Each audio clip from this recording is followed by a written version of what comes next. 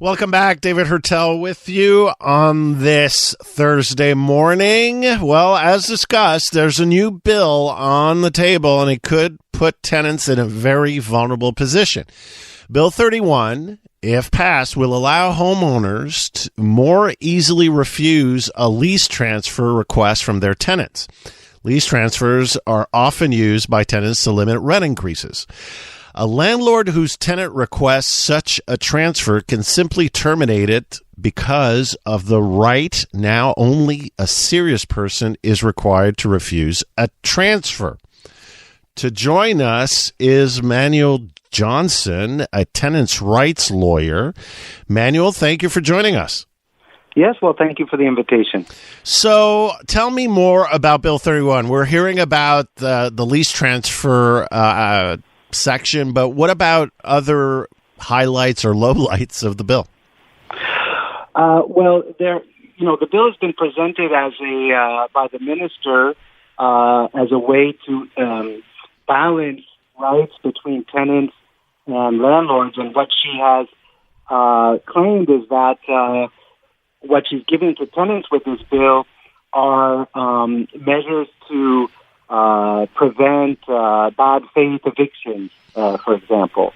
Honestly, my reading of the bill is that the measures, there are some slight improvements concerning evictions. For example, it's no longer on the tenant to open up a opposition file at the rental board within the 30 days of receiving the eviction notice.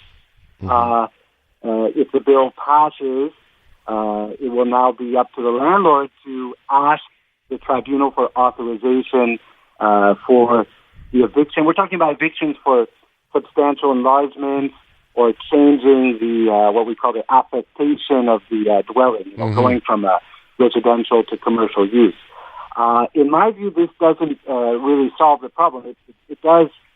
It will avoid tenants missing out on that delay and having an automatic eviction. But the real problem is that the speculative pressures on tenants and the very significant profits that the speculators can make when they evict tenants, even under false pretenses, and then they can raise the rent substantially and therefore increase the value of the building. So the pressure to get long-standing tenants out of their dwellings is not just to raise the rent, to increase the monthly revenue for the landlord, but you understand that when the rent on the lease is significantly higher, that increases the resale value. It also increases the amount of money, the amount of credit that the landlord could then obtain from their lenders to go and buy other buildings. And this is the speculative cycle that we're seeing in Montreal right now, where certain speculators, like I said, they'll buy up buildings, get the tenants out, increase the rent substantially, and then be able to go borrow more money to buy new buildings and just continue the process. So I don't see anything in the bill that's going to put an end to that, because yes, they're increasing also the compensation a bit. Instead of 3 months rent compensation, tenants will receive the equivalent of a compensation, which is the equivalent of 1 month rent for each year that they lived in the building. So somebody's up to a maximum of 24 months. So that could be a fairly significant increase for the tenants, though in the current market, it's not going to help them pay rent for very long. If they're paying $500 a month and they have to go and find a dwelling for $1,500 or $2,000 a month, getting $5,000 or $6,000 extra, not going to help them for very long. And it's not a sufficient obstacle. Again, when a speculator does that operation, they're making hundreds of thousands of dollars in profits, even millions So having to pay $10,000 more to one or two tenants, it's really not going to slow down the process at all. Speaking with tenants' rights lawyer Manuel Johnson, so what is missing from this bill, or what do you hope to see? Because, okay, this bill was just tabled. Now we have the summer break. There are probably going to be some parliamentary hearings in the fall before adoption. Tenants' rights groups are going to come in. But also landlord groups are saying, look, we need also to modernize the system because we have higher costs and we have to be able to survive as well. So, I mean, where's the balance here, and what would you like to see happen to the bill? Well, again, the question of the lease transfers,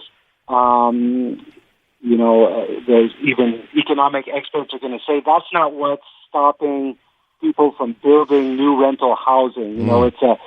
It is a useful tool for tenants in the current market, but it's doubtful that potential builders are saying, we're not going to build new rental housing because eventually a tenant could transfer their lease to someone else. So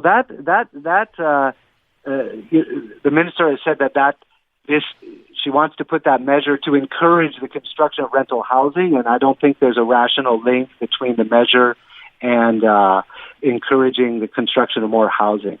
On the speculation front, what there needs to be put in place, we need to take the burden off the individual, the tenant who does not necessarily have the time and the resources to get into a big legal battle with the landlord, and then have to come back and sue 2 or 3 years later or a year after when they find out that the eviction was done under false pretenses, and then spend another 2 or 3 years in a court battle with the landlord. This is really an individual solution which will not bring a global solution. So there need to be penalties for these bad faith evictions, penalties which are imposed by the government. When we have proof of that, they should be. I think they could put fines. They could impose fines, and the fine should be the equivalent of the profits that they made by evicting the tenant and raising the rent.